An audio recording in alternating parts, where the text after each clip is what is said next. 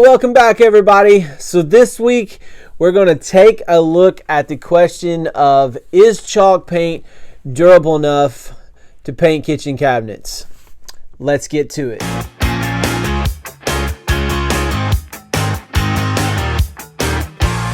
Okay, so before we get into this video, I want to talk a little bit about this. Normally, I only work with industrial wood coatings, but I am part of the Kitchen Cabinet Painting Experts group, and I'm an admin in there. And so we have a lot of people that ask about chalk paint. Should I use it on kitchen cabinets? Do I have to prep? Do I not have to prep? And how long is it going to last? So what I've done here is my normal experiments that I do with almost any industrial wood coating. What I have here is a door that has a solvent-based conversion varnish on it.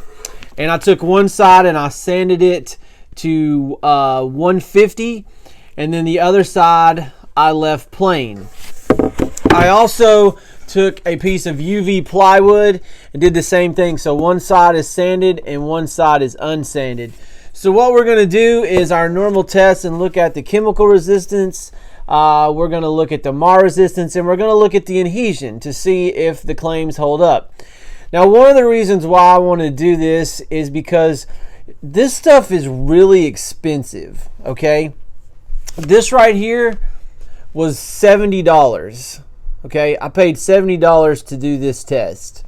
I can get, this is an example of the Milesi 1K, I can get a gallon of that for less than $70. So I feel like some of this stuff is marketed to people and they spend all this time on their kitchen cabinets, and then a year comes by or 6 months come by and the cabinet has failed and they've done all this work.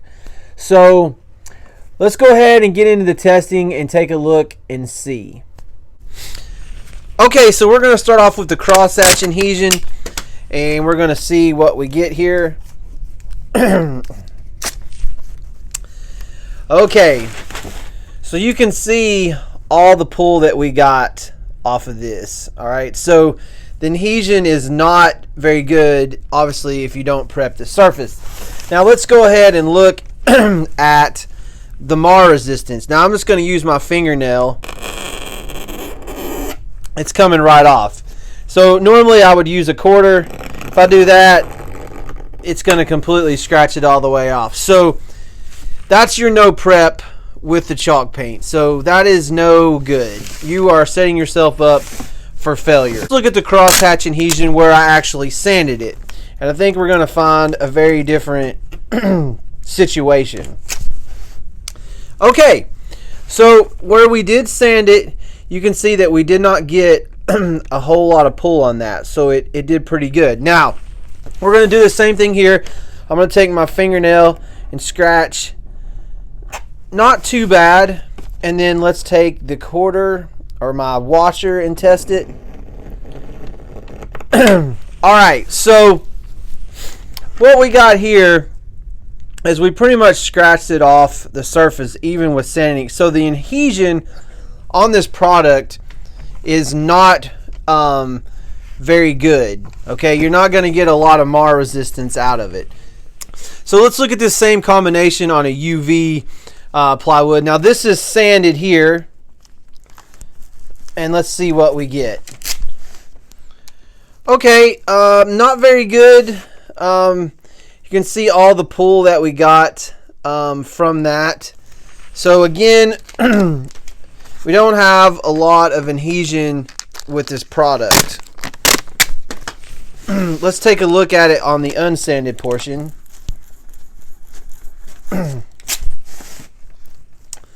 Again, look at all the pull that you're getting off of that.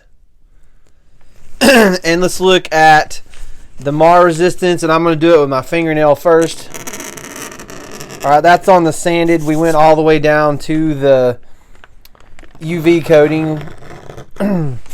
So there's our mar resistant. Not good, just peeling straight off. Just to be fair, what I have here is the Milesi 1K on UV plywood sanded. Okay, look at the difference here.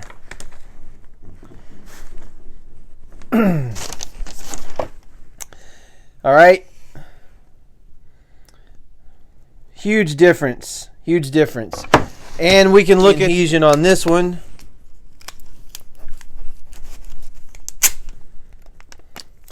All right, so you can see very little pull compared to what we got with the other one. So that's your difference between an industrial wood coating and, you know, chalk paint. So let's take a look at the chemical resistance.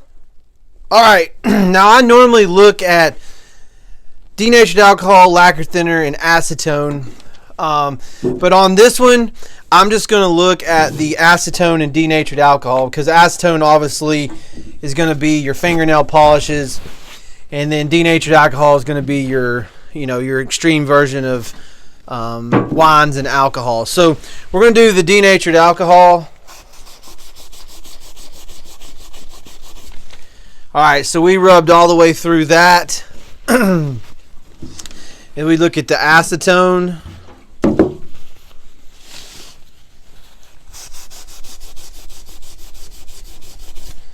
And we rubbed all the way through on that one. So just to be consistent, let's look at it on this one. And by the way, I did put the wax on this. So it has the wax on it, which is honestly not really going to help it. It just kind of gives it a soft feel. And we'll do this with alcohol on this one.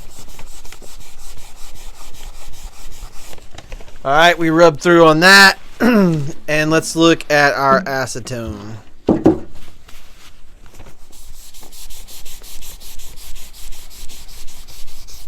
And we rubbed through on that. Alright, so let me give you my final thoughts on this. So what's my final thoughts? Well, first off, let's talk about the good stuff. The product is fairly easy to use.